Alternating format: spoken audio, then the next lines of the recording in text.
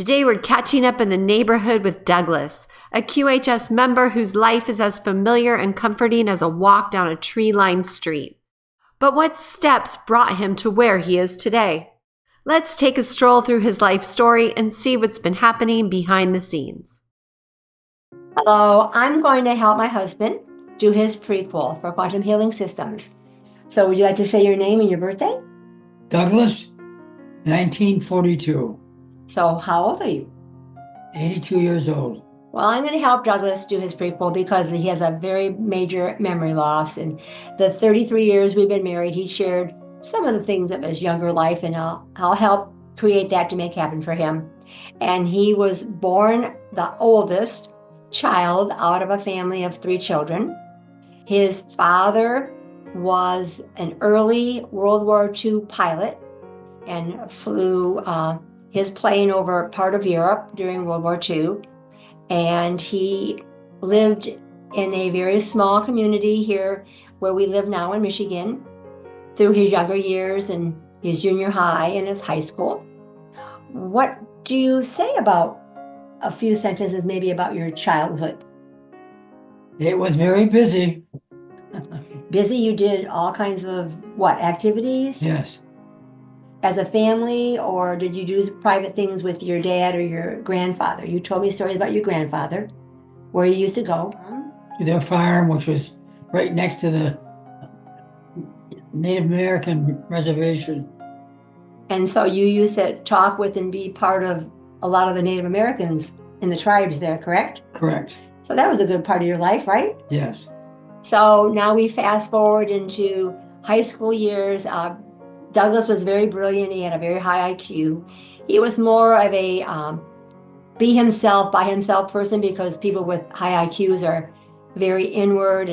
But he was brilliant. He was looked at being very high scholared and going on to be do good things. They wanted him to be a doctor and go toward being into medicine when he went on to college.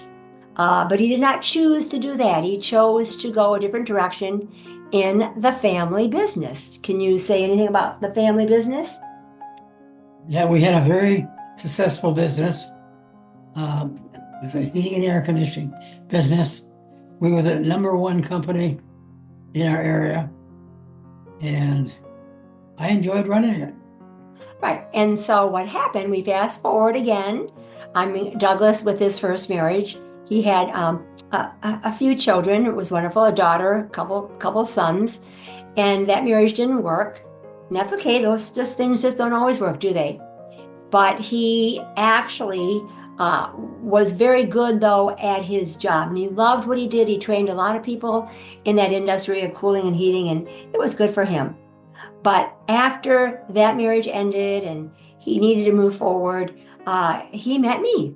He met Catherine. And you know what? We got married, and we've been married now 33 years. But in our first 5 to 7 years, we're very good, very loving, caring person. He was a wonderful man. We used to do a lot of things, went on great vacations, had family time. But Douglas got sick in his mid-50s, very sick.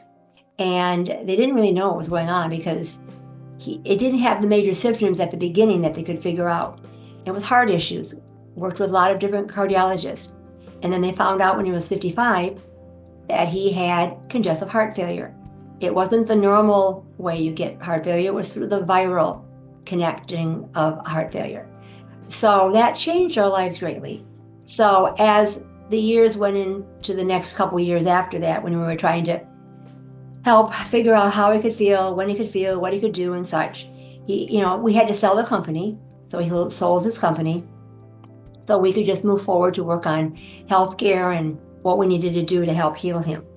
So the majority of our lives for the next almost 30 years were really watching over Douglas and his health.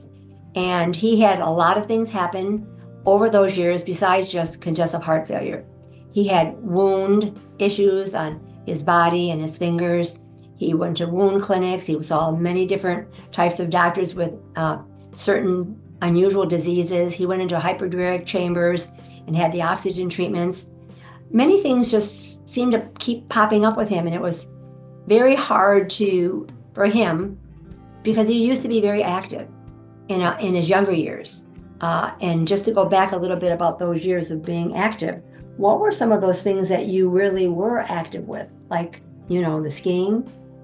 Tell them a little about that. Oh, I used to do a lot of skiing. In fact, I would be considered an advanced skier where I would take a helicopter up to the top of a very high mountain and jump off the side of it and ski down.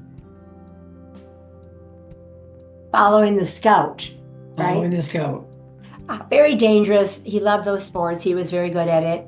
And that really kept him young in heart, right? But when he got ill and all these other things started happening besides just the heart failure, he really had to change his way of life and living. And that was a struggle for both of us to learn along the way. So as we continue to fast forward, more issues were happening. He got additional heart conditions besides the heart failure. He then was diagnosed, which is more common, the upper chamber with AFib, having a couple different defibrillators through the years and major problems with the wires in the defibrillator. One caused a hole in his heart and he had fluid in his heart and almost went into cardiac arrest. And, death was at our door many different times.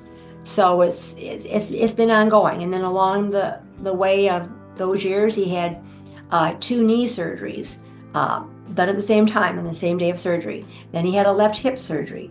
And then he had his L4 and 5 fused together. And on and on and on, just seemed to never end with poor Douglas. But his spirit was high, it was strong. He was a very positive person. I was positive. We kept each other positive all the time. We always have. God is very much in our lives. Jesus is much in our lives. And we have our faith to know that he's going to be always taking care of Douglas. He's had his hand on Douglas for sure. 2 years ago, a little over 2 years ago, he got the 3rd major diagnosis on his heart. Major thing happened, death at the door again. His heart went up to 280 beats per minute, and his defibrillator wasn't going to work with that because it wasn't the upper chamber. That was a problem with the lower chamber, and his defibrillator was confused and did not know what to do. As it turns out, one time we got to the hospital, it was told that, how could you be alive? This is never could have happened. How did it happen? You should have been dead instantly. So again, God had his hand on Douglas. It's just an ongoing. God has always got his hands on all of us when you have a true belief. Well, I found several years ago, knowing Cynthia, quantum healing systems. And I knew what some of her dreams were and that she wanted to heal a lot of people, all the people in the world. So when Douglas received, over almost going on be 3 years pretty soon, the first little black devices, he had immediate changes. And then we went from little black device to large black device to white devices, and now the V9s. You want to tell them a little bit on what quantum healing devices started to do for you in the early days of wearing it? Well, in the early days, it started helped me with different items where I had pain in joints, and they went away. I started having a better use of my knees, and Do you think it's helped your memory a little bit? a little bit, but not a whole lot. No.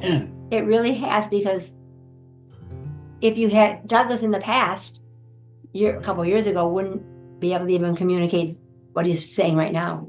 There is a difference. There has been a difference. And it gets better with each different frequency of strength that Dr. Alfredo is putting into the devices. We look forward to all of it. What do you look forward to, Douglas, that you know is going into the future? I look forward to